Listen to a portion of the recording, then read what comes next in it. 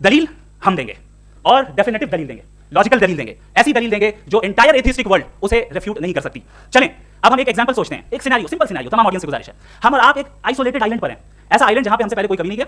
चलते चलते आपके सामने अचानक आपने देखा एक पिंक कलर की बॉल पड़ी हुई है। सबसे पहला सवाल आपके जहन में क्या आएगा कि ये बॉल यहां क्यों आई, कैसे आई, ये पिंक कलर की ही क्यों है, कोई और कलर भी हो सकता था, ये इसी शेप में क्यों है, कोई और शेप भी हो सकता था। नेचुरली आप इस तरफ पहुंचेंगे कि कोई ना कोई है जिसने इन स्पेसिफिक प्रॉपर्टीज के साथ इस बॉल को बनाया है और यहां पे रखा है।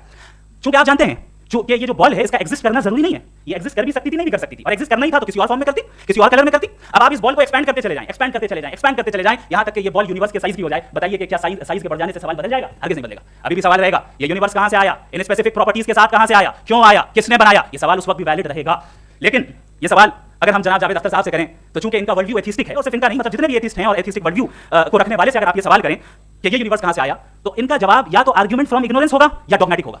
या तो ये कहेंगे कि मुझे नहीं पता कि ये कहां से आया, लिहाजा गॉड डज नॉट एग्जिस्ट, ये आर्गुमेंट फ्रॉम इग्नोरेंस है। या ये कहेंगे कि ये यूनिवर्स खुद ब खुद बन गया, इसका मतलब ये है कि उस बॉल को भी खुद ब खुद बन जाना चाहिए, लेकिन बॉल के ताल्लुक से ये एक्सप्लेनेशन एक्सेप्ट नहीं की जाएगी कि खुद ब खुद बन गई, लेकिन यूनिवर्स के ताल्लुक से कर दिया जाएगा। इसे हम दूसरे अल्फाज में डॉगमा भी कह सकते हैं।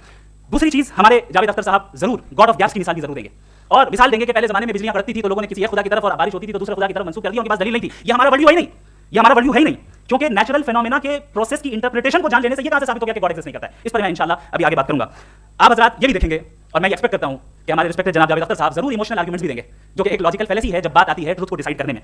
क्यों? मिसाल के तौर पर वो कहेंगे कि अगर गॉड है तो इविल क्यों एग्जिस्ट करता है, जबकि मैं कहता हूं इविल का एग्जिस्ट करना गॉड के एग्जिस्ट करने की दलील उसके खिलाफ नहीं है, क्योंकि अगर गॉड है तो हम सब उसके सामने अकाउंटेबल हैं, और अगर हम अकाउंटेबल हैं तो अकाउंटेबिलिटी के लिए इविल का मौजूद होना जरूरी है, उसके बगैर हम अकाउंटेबल नहीं हो सकते। और अगर हम अकाउंटेबल नहीं हैं तो हम जनाब जावेद अख्तर साहब से पूछेंगे कि आप बताएं कि फिर सफरिंग इस दुनिया में क्यों है, अगर खुदा नहीं है तो सफरिंग क्यों है, और उन लोगों के जज्बे का क्या जिनके अंदर सफरिंग के बाद इंतकाम लेने का जज्बा पाया जाता है, वो इस दुनिया से ऐसे ही चले गए, क्या उनकी सारी तकलीफें बेकार चली जाएंगी? अब आ जाए उसी एग्जांपल की तरफ कि बॉल, मुझसे अगर कोई पूछे इस बॉल को किसने बनाया या इस एक्सपेंडेड बॉल को किसने बनाया, मैं कहूंगा ये चूंकि ये यूनिवर्स और इस यूनिवर्स की तमाम चीजें कॉन्टिंजेंट है। कॉन्टिंजेंट होने का मतलब ये होता है कि जो अपने एग्जिस्टेंस पे किसी के ऊपर डिपेंड करती हो, तो जाहिर है ये यूनिवर्स कॉन्टिंजेंट है। और अगर कोई चीज कॉन्टिंजेंट नहीं है तो मैं रिक्वेस्ट करूंगा कि मुझे दिखा दें कि कौन सी चीज यूनिवर्स में कॉन्टिंजेंट नहीं है, हम भी जरा गौर कर लें और हम भी देख लें। और जब कॉन्टिंजेंट चीजें मौजूद हैं तो फिलोसोफर्स की इस्तिलाह के मुताबिक, हम उस टर्मिनोलॉजी के मुताबिक हम उस जगह तक पहुंचते हैं और उस हस्ती तक पहुंचते हैं जिसे नेसेसरी बीइंग कहा जाता है, कि ये वो नेसेसरी बीइंग है जिसका मौजूद न होना नामुमकिन हो, क्योंकि अगर ये मौजूद ना हो तो सारी चीजें एग्जिस्टेंस में आएंगी नहीं, और ये सारी कॉन्टिंजेंट चीजें उसी के ऊपर डिपेंड करती हैं। अब अगर आप ये सवाल करते हैं कि फिर उस हस्ती को किसने बनाया, फिर उसका कॉज क्या है, फिर उसका कॉज क्या है, फिर उसका कॉज क्या है, और एंडलेसली चले जाएं, इसे हम कहते हैं इनफिनिट रिग्रेस ऑफ कॉजेस, जो कि लॉजिकल फैलेसी है। कॉन्सेप्चुअली इनफिनिटी पॉसिबल है, मिसाल के तौर पे न्यूमेरिकल्स 1 2 3 गिनते चले जाएं, इनफिनिट नंबर से। मैं कॉन्सेप्चुअली बात नहीं कर रहा, प्रैक्टिकली रियलिटी में साबित करके दिखाएं कि infinite regress of causes possible है या नहीं। अगर पॉसिबल है तो हम मान लेंगे, मिसाल दे रहे हैं, और पॉसिबल नहीं है तो एक ही ऑप्शन बचता है जिसे हम कहते हैं नेसेसरी बीइंग। ऐसी नेसेसरी बीइंग जो इंडिपेंडेंट है, क्योंकि अगर वो डिपेंडेंट हुई तो वो नेसेसरी नहीं रहेगी। ऐसी इंडिपेंडेंट बीइंग जो इटर्नल है, अगर वो इटर्नल नहीं होगी, उसकी बिगिनिंग होगी तो वो खुद कॉन्टिंजेंट है। ऐसी बीइंग जो पावरफुल है, क्योंकि कॉन्टिंजेंट को एक्चुअलाइज करने के लिए पावर चाहिए। ऐसी बीइंग जो इंटेलिजेंट है और नॉलेजेबल है, क्योंकि ये यूनिवर्स स्पेसिफिक फॉर्म और स्पेसिफिक लॉज ऑफ नेचर के तहत प्रिसाइजली चल रहा है। Thank you.